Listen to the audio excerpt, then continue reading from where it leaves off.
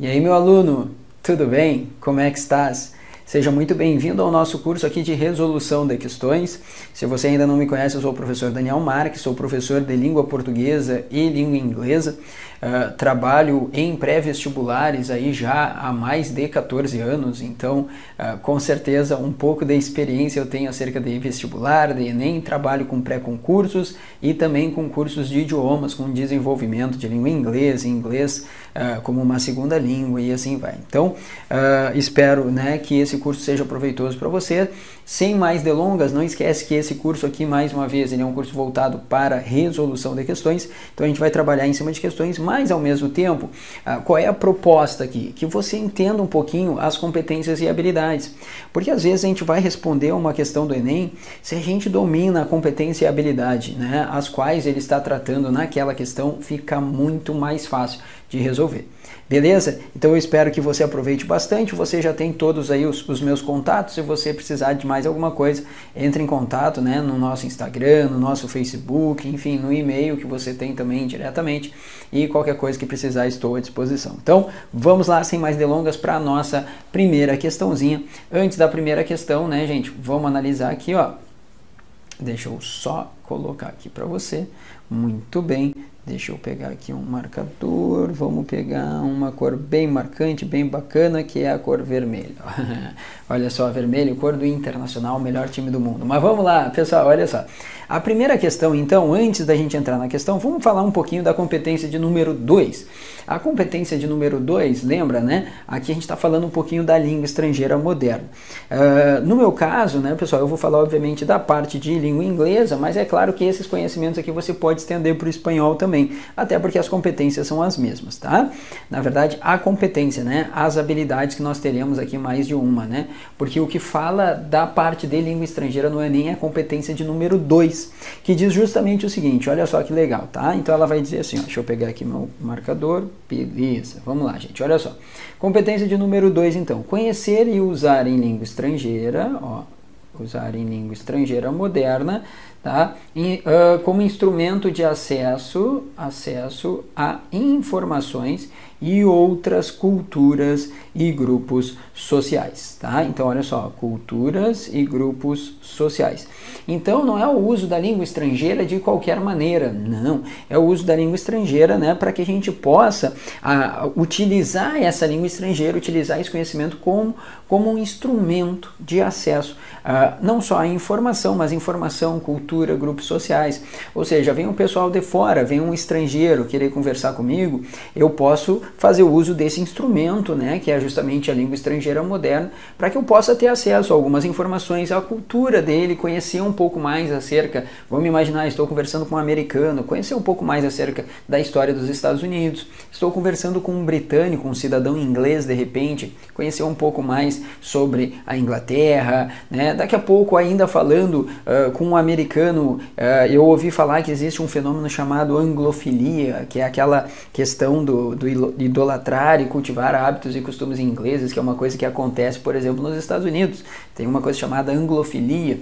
Então eu posso ter acesso a essas informações a partir, né, do momento que eu tenho a língua estrangeira, que eu tenho o inglês ali nesse caso, como um instrumento, uma ferramenta para isso. Beleza?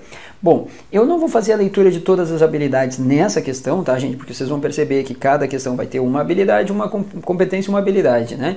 Então, vamos direto, dá uma olhadinha para mim na habilidade de número 6. Olha que legal. Vamos ali, então, marcar algumas coisas.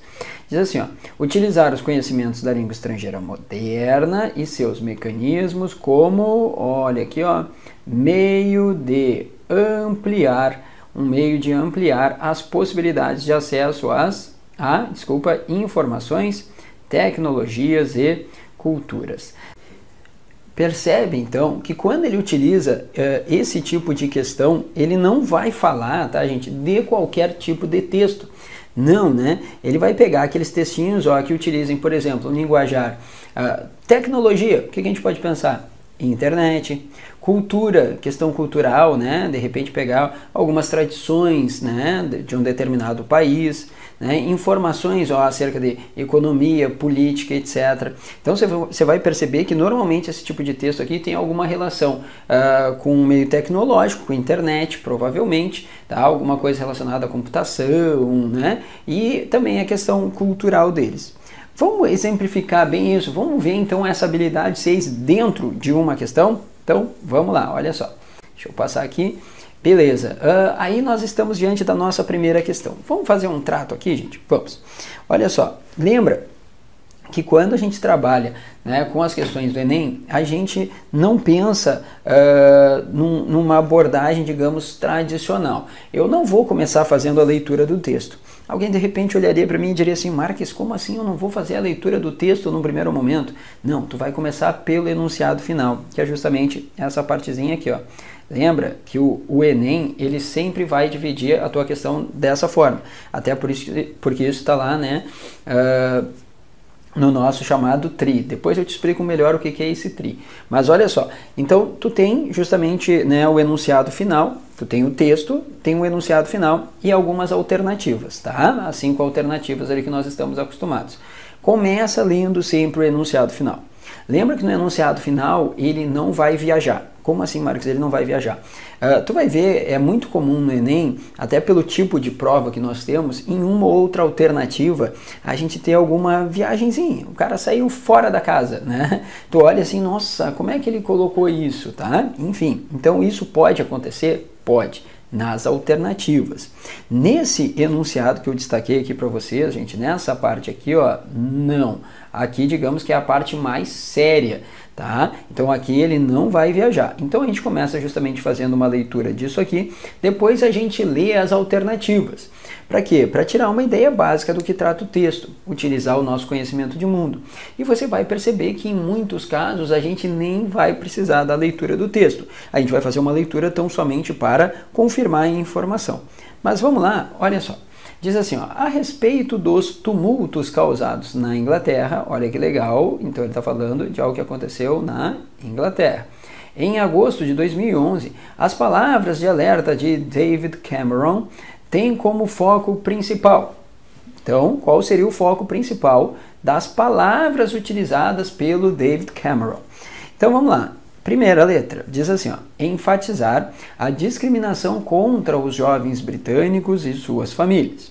Depois, criticar ações agressivas demonstradas, ó, nos tumultos pelos jovens. Então percebe que a palavra jovem, ela já apareceu, ó, em 2 momentos, em 2 alternativas aqui na nossa questão, tá? Isso é importante? Claro que é, porque ele está falando de tumultos. Quem é que estão envolvidos nesses tumultos, a princípio, pelo menos no primeiro momento? Os jovens. Letra C. Estabelecer relação entre a falta de limite dos jovens, olha só, de novo, né? Falta de limites dos jovens e o excesso de amor. Reforçar a ideia de que os jovens precisam, aos jovens de novo, os jovens precisam de amor, mas também de firmeza. Olha que legal, nós temos aqui amor mais uma vez, vamos destacar até porque a palavra amor apareceu previamente, tá? E descreve o tipo de amor que gera problemas às famílias britânicas, né? As famílias de jovens, desculpa, britânicos. Então percebam, gente, que de novo, ele vai falar de tumultos, ele vai falar de, né, de alguns movimentos. Esses tumultos, qual é o tipo social, qual é o tipo que está presente nesses tumultos? São pessoas idosas? Não. São trabalhadores? Até podem ser, né? Mas nós sabemos aqui que são jovens. Podem ser jovens trabalhadores, por que não? Mas acredito que ele não venha focar no tipo de jovem, vai falar tão somente em jovem, né? Agora, vocês perceberam que a palavra amor, ela está relacionada ali também, certo? Beleza. Então, vamos ver agora no texto até onde que nós teríamos que ler e que tipo de palavra aqui que nós poderíamos destacar que vai nos ajudar aqui. Beleza? Vamos para a leitura do texto então. Bom, pessoal, então ele diz assim, ó, there probably was a shortage of not just respect, but boundaries, but also love. Me emocionei aqui até porque, olha só, gente, vamos lá, olha que legal. Essa também é uma outra parte bem bacana do Enem. Ele começa assim, ó, there probably was a shortage lembra, né? O que é esse shortage aqui que nós falamos, pessoal? Isso aqui seria a escassez, a falta de, absence, né? A ausência de, tá? Mas normalmente a gente traduz, né, shortage como escassez. Então, ó, ele diz assim, ó, que provavelmente houve uma escassez. Aí vem a parte importante, olha que legal. Not just respect and boundaries, but also love. Já de cara, no primeiro parágrafo, e isso é muito legal, porque o Enem normalmente deixa claro isso pra gente, ele coloca assim, ó, there probably was a shortage, então provavelmente houve uma escassez, não apenas de respeito and boundaries. Lembra o que é boundary? Boundary é limite, fronteira, limite, né? Então houve uma escassez não apenas de respeito, né, e os limites, tá? Mas também de amor. Olha só, mas também, but also. Eu destaquei aquela conjunção para você pelo seguinte, olha que legal. Dá uma olhadinha na alternativa D, tá? Que ele diz assim, ó, que reforçar a ideia de que os jovens precisam de amor, mas também de firmeza, né? Então, ó, porque tem uma escassez de respeito e limites. Quando eu imponho o limite a um jovem, eu estou sendo um pouquinho mais firme.